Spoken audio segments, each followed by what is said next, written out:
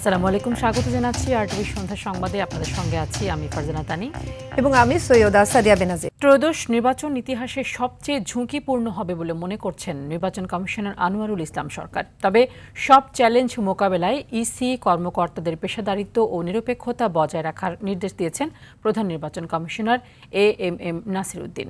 জাতীয় নির্বাচন সামনে রেখে প্রশিক্ষকদের প্রশিক্ষণের উদ্বোধনীতে এসব কথা বলেন তারা। আরও জানাচ্ছেন সাদিয়া কানিজ। নির্বাচন সুষ্ঠু করতে কোর প্রশিক্ষকদের প্রশিক্ষণের আয়োজন করে নির্বাচন কমিশন। নির্বাচনী প্রশিক্ষণ ইনস্টিটিউটে 2 দিনে 80 জনকে প্রশিক্ষণ দেয়া হবে। উদ্বোধনী অনুষ্ঠানে এই নির্বাচনের স্বচ্ছতা, ব্যয় সংকোচন ও প্রবাসী ভোটারদের যুক্ত করা সহ বিভিন্ন বিষয় সামনে আনে নির্বাচন কমিশন। পরিবেশ নিশ্চিত করতে পারলে এবারের নির্বাচনে বেশি ভোটার উপস্থিতির প্রত্যাশা তাদের। প্রবাসীদের ভোট সবসময় একটা চ্যালেঞ্জিং অ্যাফেয়ার বিশ্বব্যাপী, যে কারণে এটা টার্ন আউট খুব কম হয়। কিন্তু বাংলাদেশি প্রবাসী যারা আছেন তাদের প্রত্যাশা বহুদিনের এবং তারা এক ধরনের উচ্ছ্বাস নিয়ে অপেক্ষা করছেন যে এবারে ভোট দিবেন। ত্রয়োদশ জাতীয় নির্বাচন ইতিহাসের সবচেয়ে ঝুঁকিপূর্ণ নির্বাচন হতে যাচ্ছে বলে মনে করছেন কমিশনার আনোয়ারুল। 50,000 নির্বাচন প্রিজাইডিং অফিসার যদি আপনি সিলেক্ট করতে পারেন, সঠিক প্রশিক্ষণ দিতে পারেন, যে নির্বাচনে কোনো দানাই ফানাই হবে না। এই নির্বাচন কমিশনকে এবং নির্বাচনের সাথে আপনারা যারা জড়িত আছেন, ভালো নির্বাচন না করে দ্বিতীয় কিন্তু কোনো বিকল্প নেই। যে কোনো পরিস্থিতিতেও নিরপেক্ষতা বজায় রেখে ইসি কর্মকর্তাদের কাজ করার নির্দেশ দেন সিইসি। নিত্য নতুন চ্যালেঞ্জ আমাদেরকে মোকাবেলা করতে হচ্ছে এখন, যে চ্যালেঞ্জগুলো আগে ছিল না। চ্যালেঞ্জেস লাইক আর abuse of AI, abuse of social media, এটা তো ছিল না। এটা নতুন নতুন চ্যালেঞ্জ, এবং আমরা যে কোনো রকমের নিউ চ্যালেঞ্জ আসলে সেটা মোকাবেলার জন্য ডিসক্রিশন এক্সারসাইজ করার যে বিষয়টা থাকে, এটা একটু আপনারা জোর দিবেন। নির্বাচনের লেভেল প্লেইং ফিল্ড নিশ্চিতে সবাইকে সজাগ থাকার আহ্বানও নির্বাচন কমিশনের। ট্রেনিং এর উপরে কিন্তু আমাদের সাকসেস বা ফেলিয়ার নির্ভর করতেছে। সাদিয়া কানিজ, আরটিভি, ঢাকা। নির্বাচন না হলে দেশে ফ্যাসিবাদ ফিরে আসার শঙ্কা দেখছেন বিএনপি মহাসচিব মির্জা ফখরুল ইসলাম আলমগীর। তবে রোডম্যাপের মতো ইসি যথাসময়ে ভোটের তফসিল ঘোষণা করবে বলে আশা করছেন বিএনপির স্থায়ী কমিটির সদস্য ডাক্তার জাহিদ হোসেন। রুদ্র রফিকের রিপোর্টে দেখুন বিস্তারিত।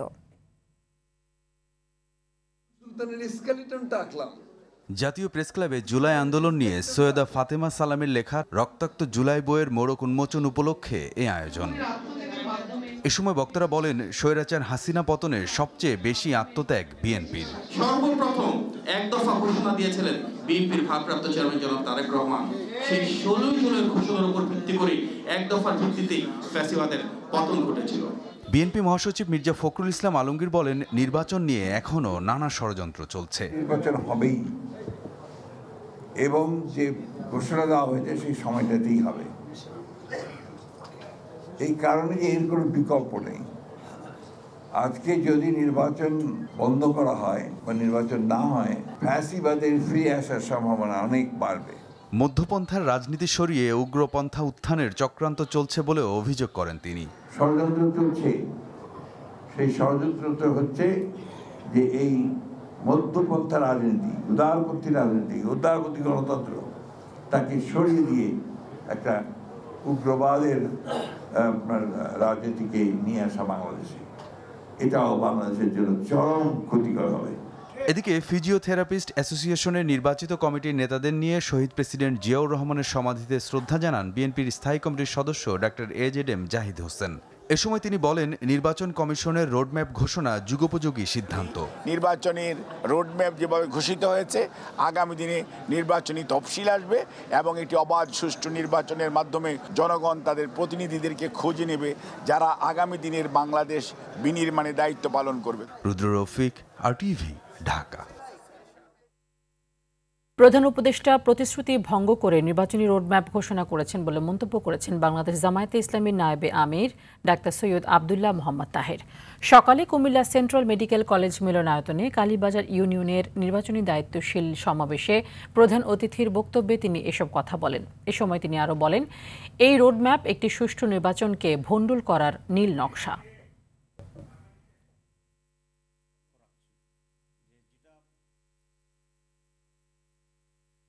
একটি সুষ্ঠু অবাধ নির্বাচনের জন্য কতিপয় বিষয়ের শুরু হওয়া অত্যন্ত জরুরি। তার মাঝে 1 নম্বর হচ্ছে আমরা বলেছি জুলাই চার্টার, এটাকে আমরা যে ঐক্যমত পৌঁছেছি সে সমস্ত জায়গায় এটাকে আইনগত ভিত্তি দিতে হবে এবং এর ভিত্তিতেই ফেব্রুয়ারির নির্বাচন হতে হবে। সন্ত্রাস বিরোধী আইনে মামলায় আওয়ামী লীগের বহিষ্কৃত সদস্য ও সাবেক মন্ত্রী আব্দুল লতিফ সিদ্দিকী সহ 16 জনকে কারাগারে পাঠানোর আদেশ দিয়েছেন আদালত। সকালে ঢাকার চিফ মেট্রোপলিটন ম্যাজিস্ট্রেট আদালতে শুনানি শেষে ম্যাজিস্ট্রেট সারা ফারজানা হক তাদের জামিন নামঞ্জুর করে কারাগারে পাঠানোর আদেশ দেন। রাষ্ট্রপক্ষের আইনজীবীরা জানান, মঞ্চ 71 ব্যানারে পতিত আওয়ামী লীগকে পুনর্বাসনের চেষ্টা করছে তারা।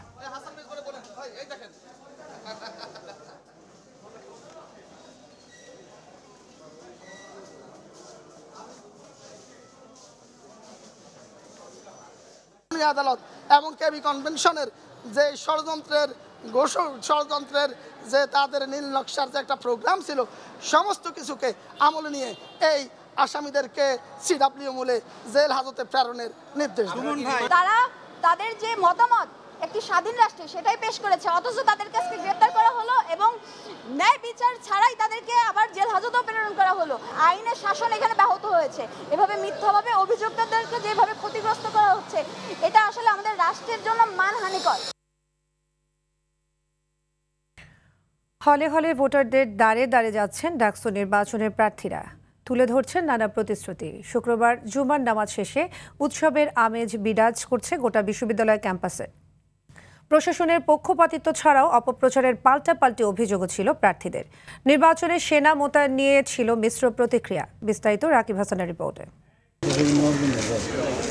ছুটির দিনেও থেমে নেই ডাকসু নির্বাচনের প্রচার। সকালের দিকে প্রার্থী ও শিক্ষার্থীদের আনাগোনা কম থাকলেও জুম্মার নামাজের পর ক্যাম্পাস ও হলগুলোতে জমে ওঠে প্রচার। বিজয় 71 হলে প্রচার চালায় ছাত্র দলের ভিপি প্রার্থী। এ সময় তিনি তার প্যানেলের বিরুদ্ধে অপপ্রচার চালানোর অভিযোগ করেন।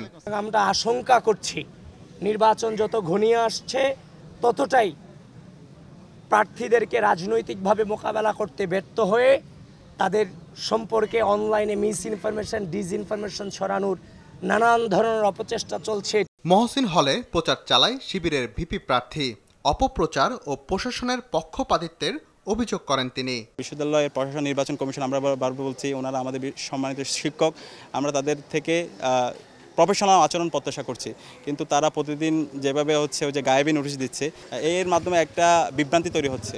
আমাদের বর্তমানে ঢাকা বিশ্ববিদ্যালয়ে প্রায় 57টা ডিপার্টমেন্টে পরীক্ষা চলমান। এই জায়গায় বারবার করে শিক্ষার্থীরা কনসার্ন জানিয়েছেন, যারা ভোটার এখন পরীক্ষার পড়া নিয়ে ব্যস্ত। আমি যদি হুট করে বলি যে ভাই আমাকে ভোট দেন, সে নিজেও বিরক্তির শিকার হবে, আমিও নিজেও বিড়ম্বনার শিকার হব।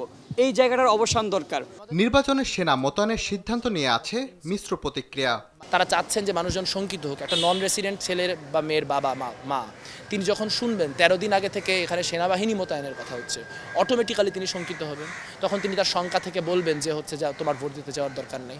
আমরা ঢাকা বিশ্ববিদ্যালয় ছাত্রদল মনোনীত প্যানেল মনে করি ঢাকা বিশ্ববিদ্যালয়ে এমন কোনো যুদ্ধাঙ্গেহী পরিবেশের অবস্থা বা পরিস্থিতি তৈরি হয়নি যেখানে আর্মি ডিপ্লয় করতে হবে।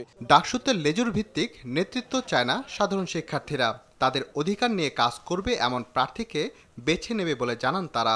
তাদের মাদার পার্টিকে সার্ভ করার চেষ্টা করছে। আমি কোনো দলকে স্পেসিফিকভাবে ইন্ডিকেট করছি না, কিন্তু আমার মতে এই ছাত্র রাজনীতিটা হওয়া উচিত এই মাদার পার্টি বিহীন। নিজেদের মধ্যে যদি কাদা ছোড়াছুড়ি করে তাহলে তো সেটা কারোই কাম্য হবে না। তারা যেগুলা বলছেন তো আমরা আশা করব যে সেটা যেন স্টুডেন্ট ফ্রেন্ডলি হয়। শিক্ষার্থীরা জানান প্রার্থীদের যোগ্যতার পাশাপাশি তাদের ইস্তেহারকেও আমলে নেবেন তারা। রাকিব হাসান, RTV, ঢাকা। এদিকে জাহাঙ্গীরনগর বিশ্ববিদ্যালয় কেন্দ্রীয় শিক্ষার্থী সংসদ জাকসু নির্বাচনের পূর্ণাঙ্গ প্রার্থী তালিকা প্রকাশ করেছে নির্বাচন কমিশন। 25 পদে প্রতিদ্বন্দ্বিতা করবেন 179 জন প্রার্থী। রাজশাহী বিশ্ববিদ্যালয় কেন্দ্রীয় ছাত্র সংসদ রাকসু তফসিল অনুযায়ী 25 সেপ্টেম্বর হবে ভোট। সাধারণ শিক্ষার্থীরা বলেন, বিশেষ দলের ছাত্র সংগঠনের প্রতিনিধিদের সুবিধা দিতেই ভোট পেছানো হয়েছে। এদিকে দীর্ঘ 36 বছর পর হতে যাচ্ছে চট্টগ্রাম বিশ্ববিদ্যালয় কেন্দ্রীয় ছাত্র সংসদ জাকসু নির্বাচন। তফসিল অনুযায়ী 12 অক্টোবর অনুষ্ঠিত হবে ভোট। প্রতিনিধিদের পাঠানো তথ্য ও চিঠি আরও জানাচ্ছেন আব্দুল হামিদ।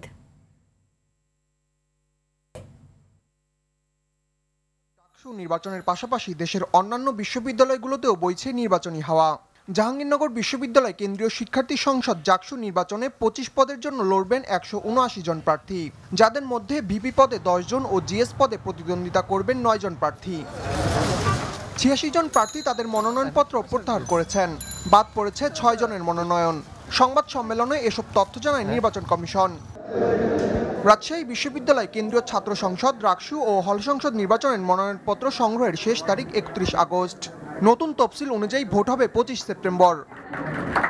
সাধারণ শিক্ষার্থীদের অভিযোগ, বিশেষ দলের ছাত্র সংগঠনের প্রার্থীদের সুবিধা দিতেই পেছানো হয়েছে ভোটের তারিখ।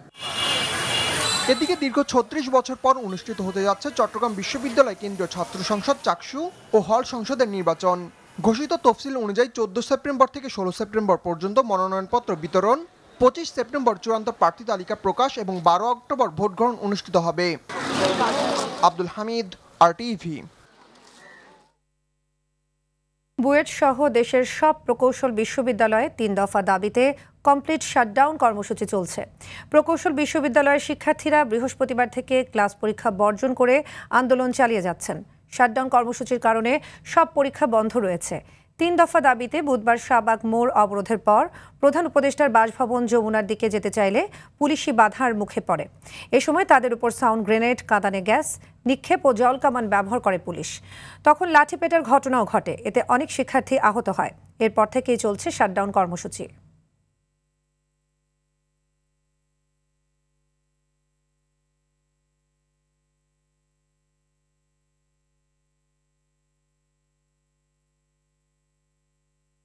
নির্বাচন নিয়ে একটি পক্ষ ধোঁয়াশা সৃষ্টি করছে বলে অভিযোগ করেছেন বিএনপির স্থায়ী কমিটির সদস্য সালাউদ্দিন আহমেদ। বলেন, ফ্যাসিবাদ বিরোধী ঐক্যে ফাটল ধরানোর চেষ্টা চলছে। বিকেলে বাংলা একাডেমিতে মায়ের ডাক আয়োজিত এক আলোচনা সভায় এসব কথা বলেন তিনি। রোডম্যাপের বিষয়ে কোনো সংশয় থাকলে আলোচনা করে গণতন্ত্রের যাত্রাকে সুগম করার আহ্বান জানান সালাউদ্দিন আহমেদ। গণতান্ত্রিক রাজনৈতিক দলগুলোর মধ্যে যারা ফ্যাসিবাদ বিরোধী আন্দোলনে ভূমিকা রেখেছেন, সবার মধ্যে ঐক্য ফাটলের একটা চেষ্টা কোনো না কোনো পক্ষ নিচ্ছে বলে আমার মনে হয়, যার জন্য আমরা তর্ক করছি, বিতর্ক করছি, সংস্কারের জন্য আলাপ আলোচনা করছি, কিন্তু নির্বাচনকে নিয়ে যেন দুই একটা পক্ষ ধোঁয়াশা সৃষ্টি করছে। বর্তমানে রোহিঙ্গা সমস্যা বাংলাদেশের সামনে কঠিনতম সংকট বলে মন্তব্য করেছেন অন্তর্বর্তী সরকারের পররাষ্ট্র উপদেষ্টা ডক্টর মোহাম্মদ তৌহিদ হোসেন। রোহিঙ্গা সমস্যার সম্ভাব্য কোনো সমাধানও এ সরকারের হাতে নেই উল্লেখ করে তিনি বলেন, যতদিন যাচ্ছে সমস্যা ততই দীর্ঘায়িত হচ্ছে। সকালে হোটেল ইন্টারকন্টিনেন্টালে Dhaka Institute of Research and Analytics আয়োজিত বেঙ্গল ডেল্টা কনফারেন্স 2025-এর উদ্বোধনী অনুষ্ঠানে তিনি এসব কথা বলেন। উপদেষ্টা বলেন, রোহিঙ্গা জনগোষ্ঠীর মধ্যে শিশু ও তরুণের সংখ্যা ব্যাপক হারে বেড়েছে, যারা বড় হয়ে আশ্রয় শিবিরে জীবন মেনে নিতে চাইবে না।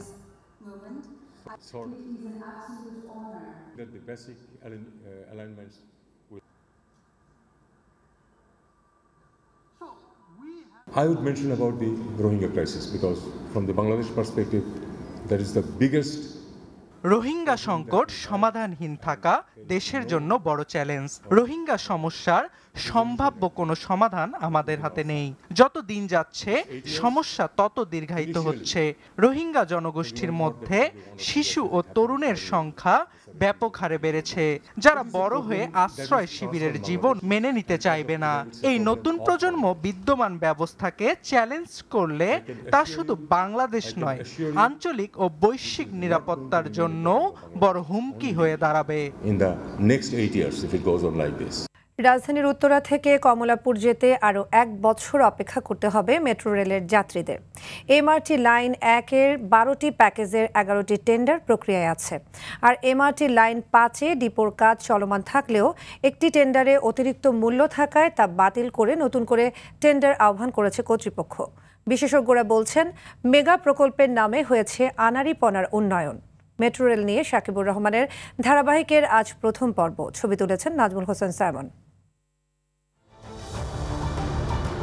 মতিঝিল থেকে কমলাপুর পর্যন্ত সম্প্রসারিত অংশে মেট্রো রেল চালুর কথা ছিল আগামী মাসে, কিন্তু ঠিকাদারদের বেশি দর প্রস্তাবের কারণে এই 1.25 কিলোমিটার পথ চালু নিয়ে তৈরি হয়েছে অনিশ্চয়তা। এই অংশে পিলারের কাজ প্রায় শেষ, চলছে লাইন বসানো, আর কমলাপুরে শেষ পর্যায়ে স্টেশনের অবকাঠামো নির্মাণ। সাভারের হেমায়েতপুরের বিশাল এলাকা নিয়ে তৈরি হচ্ছে এমআরটি লাইন 5-এর ডিপো। এর মধ্যে দৃশ্যমান হয়েছে কয়েকটি স্থাপনা, শেষ হয়েছে ভূমি অধিগ্রহণও। এই অংশে স্টেশন ও লাইন মাটির নিচে হয়, এর মধ্যে শুরু হয়েছে ইউটিলিটি লাইন সরানোর কাজ। বিমানবন্দর থেকে কমলাপুর এবং পূর্বাচল অংশ নিয়ে এমআরটি লাইন 1। পূর্বাচলের পিতলগঞ্জে ভূমি অধিগ্রহণ শেষে চলছে ডিপো নির্মাণের কাজ। এই লাইনেও সড়কের নিচ থেকে সরানো হচ্ছে ইউটিলিটি লাইন। মেট্রো রেলের ব্যবস্থাপনা পরিচালক বলছেন, খরচ কমাতে কয়েকটি টেন্ডার বাতিল করে নতুনভাবে আহ্বান করা হয়েছে। এমআরটি 1 প্রায় ডিপোর রিক্লেমেশন 100% হয়ে গেছে, প্রায় about to taking over from the contractor. কিছু খালি আমরা কস্ট অপটিমাইজেশন করতেছি, তারপর ডিজাইন অল্টারনেটিভ ডিজাইন যদি করা যায় যেটা খরচ কম হবে ওটা চেষ্টা করতেছি। আমরা প্রতি সপ্তাহে আমরা ওখানে মিটিং করতেছি। কিছু কিছু জায়গায় একটু ল্যাপস আছে, বাট উইদিন কন্ট্রোলে আছে এখনো। তবে বিশেষজ্ঞরা বলছেন, এই মেগা প্রজেক্টে জনগণের উপকার কম হবে। মেট্রো যেহেতু হয়ে গেছে, গত বছরে তার principal money along with interest pay করতে পারবে, আর তারপরের প্রকল্পগুলি 50,000 কোটি টাকার তো নিচে নাই, এবং তাদের মেইনটেনেন্স খরচ কিন্তু এর থেকে আরও বেশি হবে। এইটা আম জনতার হতে হলে পুরো পৃথিবীতে সাশ্রয়ী মূল্যে তৈরি করে কমার্শিয়াল ডেভেলপমেন্ট করে নন অপারেশনাল ক্যাশ ইনজেকশন করব, কিন্তু আমি ফেয়ার বাড়াবো না। এই যে কৌশলগুলি কোনোটাই কাজে লাগানো হয় না। আমি বলবো আনাড়িপনার একটা উন্নয়ন হয়েছে। সাধারণ মানুষের চলাচলের মাধ্যম এই মেট্রো রেল প্রকল্পকে ব্যয় কমিয়ে জনবান্ধব হিসেবে গড়ে তোলার আহ্বান বিশেষজ্ঞদের। সাকিবুর রহমান, RTV, ঢাকা। নিত্যপণ্যের বাজারে নেই স্বস্তির খবর। বেশিরভাগ সবজির দাম আকাশ ছোঁয়া। ডাল, চাল, আটা বিক্রি হচ্ছে আগের বাড়তি দামেই। তবে অভিযানের কিছুটা প্রভাব পড়েছে ডিমে। ডজনে 10 টাকা কমলেও ফেরেনি আগের দরে। নিত্যপণ্যের দাম ক্রয় ক্ষমতার মধ্যে রাখতে সরকারের কার্যকর উদ্যোগ চায় ভোক্তারা। আব্দুর রহিম জানাচ্ছেন বিস্তারিত। সবজির বাজারে গেলে নাভিশ্বাস ওঠে ক্রেতাদের। অতিবৃষ্টির অজুহাতে দাম বাড়াচ্ছে বিক্রেতারা। বেশিরভাগ সবজি গেল সপ্তাহের তুলনায় দাম বেড়েছে 20 থেকে 30 টাকা। শসাটার দাম একটু বেশি, 100 টাকা 90 টাকা বিক্রি হচ্ছে, টমেটো 120-30 টাকা বিক্রি হচ্ছে, গাজর 100 টাকা বিক্রি হচ্ছে। কাঁচামালটা হচ্ছে আমদানির উপর নির্ভর করে, আমদানি বাড়বে দাম কমে যাবে, আমদানি কমবে দাম বেড়ে যাবে। কিছু কি ব্যবসায়িক যখন মনে করেন একটা গাড়ির যখন আজ না আসে, ওই হারায় টপ করে দাম বাড়ায় দেয়। প্রতি কেজিতে 10টা বাড়ায় দেয়। আর যখন গাড়ি এক লোকে 2টা গাড়ি আসে, 3টা গাড়ি আসে, আবার ইচ্ছে করে হারা কমায় দেয়। হেরা ব্যবসা সিন্ডিকেট। ভারত থেকে চাল আমদানি করা হলেও প্রভাব পড়েনি দামে। ডালের দাম বেড়েছে কেজিতে 20 থেকে 30 টাকা। আটা বিক্রি হচ্ছে আগের বাড়তি দামেই। কিন্তু বিগত কয়েক বছর এত দাম বাড়ে নাই, যা 15-20 দিনে মসুর ডালের দাম অনেক বাড়ছে। মোটার দাম বাড়ছে কেজিতে 5 টাকা, আর দেশিটা বাড়ছে কেজিতে 30 টাকা। এক প্যাকেট আটাতে অনেক দাম বাড়ছে। বলছে নাকি দেশে গম সংকট, এই কারণে আটার দামটা বেশি। অভিযানের পর ডিমের দাম ডজনে 10 টাকা কমেছে। কিছুটা কমেছে চিনির দামও। জন্য সরকারের দৃষ্টি আকর্ষণ করতেছি যেন মার্কেটের প্রতি সরকার সজাগ হয়ে এটা কন্ট্রোল করার জন্য ব্যবস্থা নেয়। নিত্যপণ্যের দাম সহনীয় রাখতে সরকারের কঠোর নজরদারির দাবি ভোক্তাদের। আব্দুর রহিম, RTV, ঢাকা। কক্সবাজারের টেকনাফে বঙ্গোপসাগরে আইন অমান্য করে মাছ ধরার সময় বাংলাদেশি 122 জেলেকে আটক করেছে কোস্টগার্ড। এ সময় 19টি ফিশিং বোট জব্দ করা হয়। মিডিয়া কর্মকর্তা লেফটেন্যান্ট সিয়ামুল হক জানান, সকালে 29টি ফিশিং বোট নিয়ে বাংলাদেশের জলসীমা অতিক্রম করে 29 জন বাংলাদেশি ও 93 জন রোহিঙ্গা জেলে মাছ শিকার করছিল। খবর পেয়ে কোস্টগার্ডের কয়েকটি দল অভিযান চালিয়ে তাদের আটক করে। জেলেদের বারবার দেশের জলসীমা অতিক্রম না করতে বলা হলেও তারা আইন অমান্য করে মিয়ানমারের জলসীমায় ঢুকে পড়ছে। গেল 1 মাস ধরে নাফ নদীর মোহনা থেকে জেলেদের অপহরণ করছে আরাকান আর্মি। এখন পর্যন্ত শতাধিক জেলে তাদের জিম্মায় রয়েছে। ইসির নির্বাচনী রোডম্যাপকে স্বাগত জানালেও জন আকাঙ্ক্ষার অনেক বিষয় প্রতিফলিত হয়নি বলে জানালো আমার বাংলাদেশ এবি পার্টি। দলটির কেন্দ্রীয় কার্যালয়ে ঘোষিত রোডম্যাপ প্রসঙ্গে সংবাদ সম্মেলনে এমনটা জানান দলটির সাধারণ সম্পাদক ব্যারিস্টার আসাদুজ্জামান ফুয়াদ। ভোটের দিন পর্যন্ত যাদের বয়স হবে সবাইকে ভোটার তালিকায় অন্তর্ভুক্ত করার আহ্বান জানিয়ে খরচ কমাতে এবং উপস্থিতি বাড়াতে ভ্রাম্যমাণ ভোট কেন্দ্র রাখার পরামর্শ দেন এবি পার্টির সাধারণ সম্পাদক।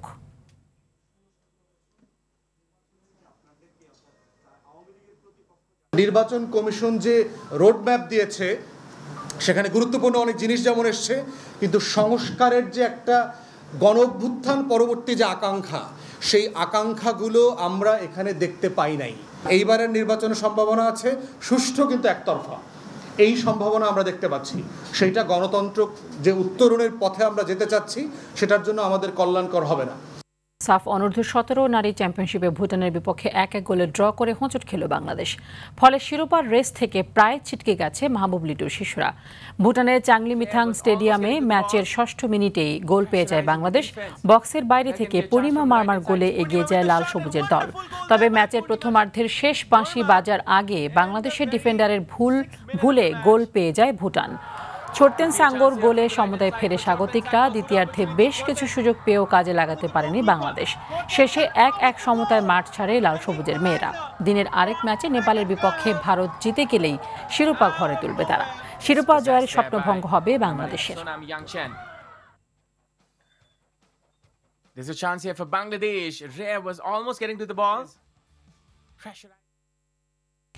3 ম্যাচ সিরিজের প্রথম টি-20-তে কাল নেদারল্যান্ডসের বিপক্ষে মাঠে নামছে বাংলাদেশ। সিলেট আন্তর্জাতিক ক্রিকেট স্টেডিয়ামে ম্যাচ শুরু সন্ধ্যা 6টায়। সিরিজটিতে জয় পরাজয়ের চেয়েও ভালো ক্রিকেট খেলার দিকে নজর দিচ্ছেন কোচ ফিল সিমন্স। শিশুদের নিয়ে সিলেট আন্তর্জাতিক ক্রিকেট স্টেডিয়ামে 3 ঘন্টার অনুশীলন সেশন করেছে বাংলাদেশ কোচ। কন্ডিশন বিবেচনায় সেরা একাদশ নিয়ে মাঠে নামবে টাইগাররা। এদিকে টাইগারদের সাবেক ফিল্ডিং কোচ রায়ান কুক বাংলাদেশে এসেছেন ডাচদের দায়িত্ব নিয়ে। এই সিরিজে নিজের ক্রিকেটারদের উপর আস্থা রাখছেন কুক।